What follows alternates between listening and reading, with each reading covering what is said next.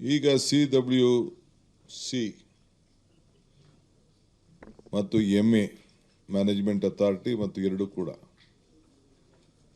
ಏನು 3,500 ಕ್ಯೂಸಿಕ್ ನೀರು ಬಿಡಬೇಕು 15 ದಿನಗಳ ಕಾಲ ಅಂತ ಹೇಳಿ ಆದೇಶ ಕೊಟ್ಟಿತ್ತು. ಇದು ಬಹಳ ಸಂಕಟದ ಪರಿಸ್ಥಿತಿಯಲ್ಲಿ ತೀರ್ಮಾನವನ್ನು ಮಾಡಿದ್ರು. 9 TMC ಬೇಕು ಅಂತ ಹೇಳಿ ಬಿಜೆಪಿ ನಮ್ಮ ತಮಿಳುನಾಡು ಸರ್ಕಾರ ಅವರು ವಾದವನ್ನು ಮಂಡಿಸಿದ್ರು. ಸೊ ನಮ್ಮ ಯಾವ ಡ್ಯಾಮು ಕೂಡ ತುಂಬಿರಲಿಲ್ಲ, ಮಳೆ ಇರಲಿಲ್ಲ. ನಿಮ್ಮೆಲ್ಲರ ಆಶಯದಂತೆ ರಾಜ್ಯ ಜನತೆಯ ಪ್ರಾರ್ಥನೆಯಂತೆ ಇವತ್ತು ಸ್ವಲ್ಪ ನಮಗೆ ಮಳೆ ಬಂದು ಸ್ವಲ್ಪ ಸುಧಾರಣೆ ಆಗಿದೆ. ಈಗಾಗಲೇ ತಮಗೆ ಹೇಳಬೇಕು ಅಂದರೆ ಈಗ ಬೆಳಗ್ಗೆ ಈ ಮಧ್ಯಾಹ್ನ ಬಂದಿರುವಂಥ ನನಗೆ ಮಾಹಿತಿ ಪ್ರಕಾರ ಕಬಿನಿಲಿ 24,000 TMC ನೀರು ಇನ್ಫ್ಲೋ ಕ್ಯೂಸಿಕ್ 24,000 ಕ್ಯೂಸಿಕ್ ಬರ್ತಾ ಇದೆ. KRS ಅಲ್ಲಿ 22,000 ನೀರು ಬರ್ತಾ ಇದೆ. ಸ್ವಲ್ಪ ಕೊಡಗಿನಲ್ಲಿ ಮಳೆ ನಿನ್ನೆಕ್ಕಿಂತ ಈಗ ಮಧ್ಯಾಹ್ನ ಬೆಳಗ್ಗೆಯಿಂದ ಸ್ವಲ್ಪ ಕಡಿಮೆ ಆಗಿದೆ. ಹೇಮಾವತಿಲಿ 11,884 ಕ್ಯೂಸಿಕ್ ಹರಿವು ಬರ್ತಾ ಇದೆ. ಆರಂಗಿಲಿ 10,430 ಕ್ಯೂಸಿಕ್ ನೀರು ಅಲ್ಲಿ ಬರ್ತಾ ಇದೆ.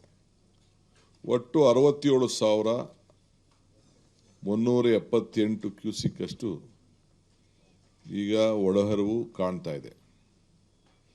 ಕುಡಿಯೋ ನೀರಿಗೆ ನಮಗೆ ಎಷ್ಟೇ ಕಷ್ಟ ಬಂದರೂ ಕೂಡ ನಾವು 40 TMCಯನ್ನು ಸ್ಟೋರ್ ಮಾಡಬೇಕು. 36 TMC ಕಂಪಲ್ಸರಿ ಬೇಕು. ಇನ್ನು 4 TMC ಅಷ್ಟು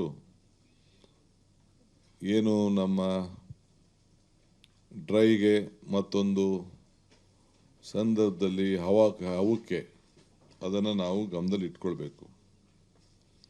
ಈಗ ನಮ್ಮೆಲ್ಲ ರಾಷ್ಟ್ರೀಯ ನಾಯಕರುಗಳು ಇಲ್ಲಿ ಬಂದಿದ್ದಂಥ ಮಾಜಿ ಮುಖ್ಯಮಂತ್ರಿಗಳು ಮತ್ತು ಕೇಂದ್ರದ ಮಂತ್ರಿಗಳು ಅವರೆಲ್ಲ ವಿಭಿನ್ನವಾದಂಥ ಅನೇಕ ಒಳ್ಳೊಳ್ಳೆ ಸಲಹೆಗಳನ್ನು ರಾಜ್ಯದ ಹಿತಕ್ಕೆ ಕೊಟ್ಟಿದ್ದಾರೆ. ಅವರೆಲ್ಲರೂ ಕೂಡ ಇವತ್ತು ಸರ್ಕಾರದ ಪರವಾಗಿ ಸಂಸತ್ ಸದಸ್ಯರಿರ್ಬೋದು, ವಿರೋಧ ಪಕ್ಷದ ನಾಯಕರುಗಳಿಗೆ ಬಸವರಾಜ ಬೊಮ್ಮಾಯಿ ಅವರು, ಕುಮಾರಸ್ವಾಮಿಯವರು, ಸದಾನಂದ ಗೌಡರು, ವೀರಪ್ಪ ಮೊಯ್ಲಿಯವರು, ನಾರಾಯಣಸ್ವಾಮಿಯವರು, ಬಾಬುರವರು ಮತ್ತು ಇನ್ನೆಲ್ಲ ಶೋಭಕ್ಕ ಅವರು, ವಿಶೇಷವಾಗಿ ಯಡಿಯೂರಪ್ಪನವರು, ನಮ್ಮ ಮಾಜಿ ಮುಖ್ಯಮಂತ್ರಿಗಳಂಥ ಸಿದ್ದರಾಮಯ್ಯನವರು, ವೀರಪ್ಪ ಮೊಯ್ಲಿಯವರು ಅವರು ಕೂಡ ಭಾಗಿಯಾಗಿ ಅವ್ರದ್ದೇ ಆದಂಥ ಮಾರ್ಗದರ್ಶನವನ್ನು ಕೊಟ್ಟಿದ್ದಾರೆ. ನಮ್ಮ ಮಾಜಿ ನೀರಾವರಿ ಸಚಿವರುಗಳಾದಂಥ HK ಪಾಟೀಲ್ ಮತ್ತು ನಮ್ಮ MB ಪಾಟೀಲ್ ಅವರು ಕೂಡ ಅವರ ಅಭಿಪ್ರಾಯವನ್ನು ಕೂಡ ತಿಳಿಸಿದ್ದಾರೆ. ನಮ್ಮ ಲೀಗಲ್ ಅಡ್ವೊಕೇಟ್ ಜನರಲ್ ಕೂಡ ನಾನು ಇನ್ನೂ ದೊಡ್ಡ ಲೀಗಲ್ ಟೀಮ್ನೆಲ್ಲ ನಾನು ಆಹ್ವಾನಿಸಿದ್ದೆ. ಸೊ ಅವ್ರ ಪರವಾಗಿ ನಾನೇ ಕೆಲವು ವಿಚಾರವನ್ನು ಹಂಚಿದ್ದೇನೆ, ತಿಳಿಸಿದ್ದೇನೆ. ಡೆಲ್ಲಿ ಟೀಮ್ ಕೂಡ ಬಂದಿತ್ತು. ಅವರು ಕೂಡ ಕೆಲವು ನಮ್ಮ ವರ್ಚುವಲಲ್ಲೂ ಕೂಡ ಕೆಲವರೆಲ್ಲ ಈ ಸಭೆಯನ್ನು ಕಂಪ್ಲೀಟ್ ಅವರು ವೀಕ್ಷಣೆ ಕೂಡ ಮಾಡ್ತಾಯಿದ್ರು. ಸೊ ಅಡ್ವೊಕೇಟ್ ಜನರಲ್ ಕೂಡ ಈಗ ಏನು ಪರಿಸ್ಥಿತಿ ಇದೆ ಅನ್ನೋದನ್ನು ಅವರು ಕೂಡ ಮುಂದೆ ನಾವು ಏನು ತೀರ್ಮಾನವನ್ನು ಮಾಡಬೇಕಾಗ್ತದೆ ಅಂಥೇಳಿ ಅವರು ತಿಳಿಸಿದ್ದಾರೆ. So KRS ಡ್ಯಾಮ್ನಲ್ಲಿ